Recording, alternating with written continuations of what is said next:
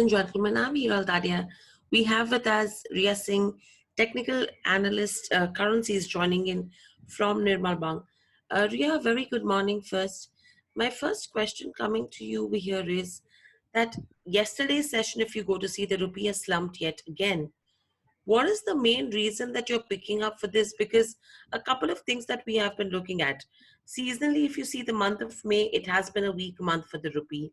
Secondly, with regards to where US is concerned, they are ramping up their aggressive rhetoric on China, and that's something which is also hurting the global sentiment. So, where would your bets be as to the kind of weakness that we've seen in terms of yesterday's session? See, the yesterday session was a result of the various development that happened during the weekend. So, as you know, the Friday was a closure for the currency market. So, yes, the US-China trade deal development is one of the reasons that we already discussed yesterday. To weaken the rupee further, and also if you the lockdown extension is one of the reason where the sentiment dampened there because we were supposed to open this week, but it has extended more. So it has overall effect on the economy. Also, if you look at the fall that we saw in the rupee, it was very significant. Some bounce back was expected, but not such weakness. Looking into the view, the lockdown extension, the rising numbers in the COVID-19, and the US China trade war development, all are resulting into the weakness of the rupee. But today's session will be an interesting one because as we are, if you see the closure of yesterday, it was very flat and with a relatively low volume. So there is some question with regard to the depreciation that happened yesterday. So today will be an interesting session to look forward to as to where the rupee will. Right. And what's the kind of impact that we could see?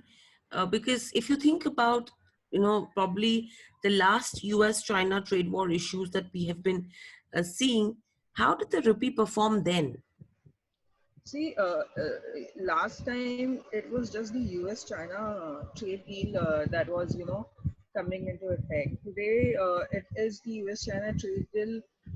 Also, there is the allegation by the Trump with respect to the COVID-19 pandemic, and also if you there is a news coming in that there is some trouble with honoring the the trade deal that has already happened in the month of Jan. So there are three risks pertaining to this, overall US-China concern.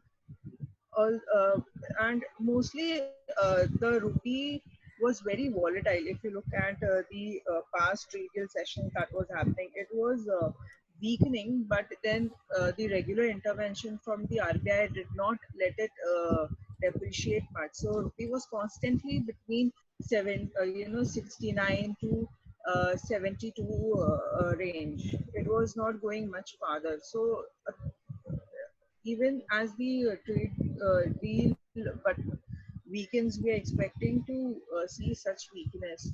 Also, if you look why, this how come this impacts rupee, because if you look at the trade deal, trading partner of India, US and China are one of the largest trading partner with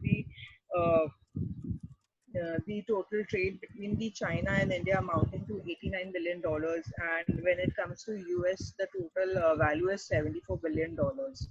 Now there is the India runs trade surplus with US. Okay, so whenever there's trade surplus with US, it means India exports more than it imports from US, and during this situation, there is more of a dollar inflow that happens, but it runs a negative trade surplus with China.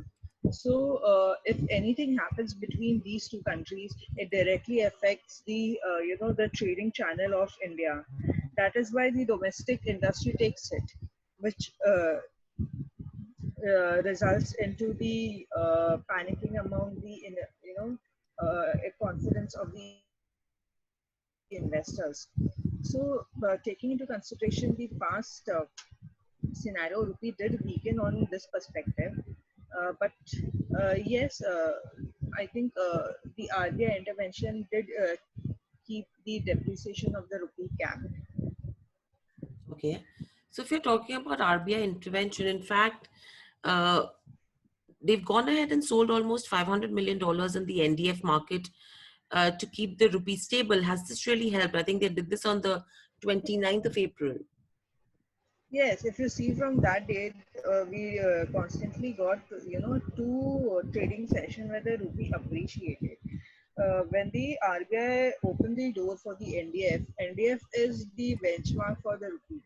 So whenever in the RBI meet, the RBI opened the gates to the NDF where the marketers can go and trade in the NDF markets. So whenever the spot markets doesn't help in the appreciation of the domestic currencies, the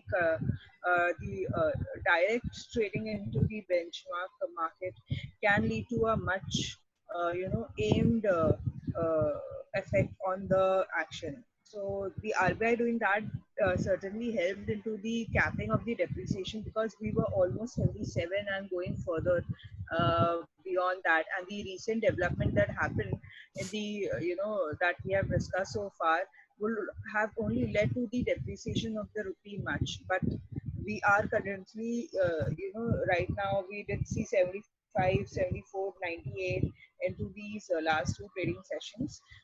So yes, I think it has helped into the capping of the rupee, and if such actions continue, it will help into not letting the rupee depreciate further than 77, 55, $78. But one thing that we must take into consideration is to how far RBI is ready to deplete it forex reserves. That would be a question to look forward to.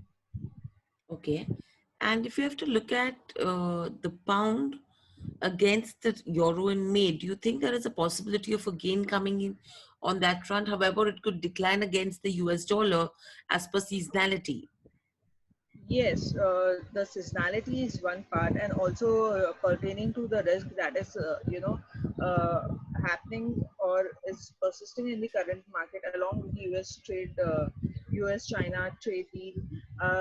The dollar has the upper hand here, being the safe haven. So, dollar and yen has been the most prominent currencies whenever such tension emerges.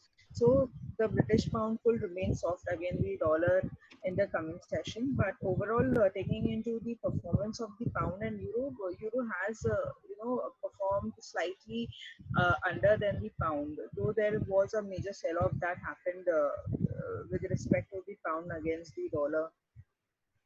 But taking into consideration the seasonality, the May season is quite favors the dollar also. So I think pound can soften against the dollar. Whereas if you look at against the euro, it might perform a bit better into the coming session. Okay. And lastly, Ria, what would be the strategies that you would suggest?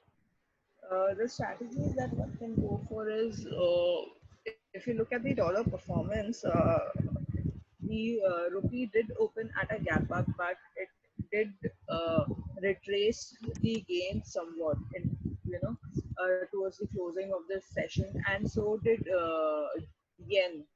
So for dollar, for rupee and JPY INR, it will be to look for a support break. Uh, so if the rupee opens or breaches 75 75.50 around that level, I think one can go for a sell if the rupee and the yen opens in red, because a week open can literally initiate a strong sell off in the rupee and yen in today's session. Right. All right, Ria. Pleasure speaking to you, and thank you for sharing that view as well. Thank you.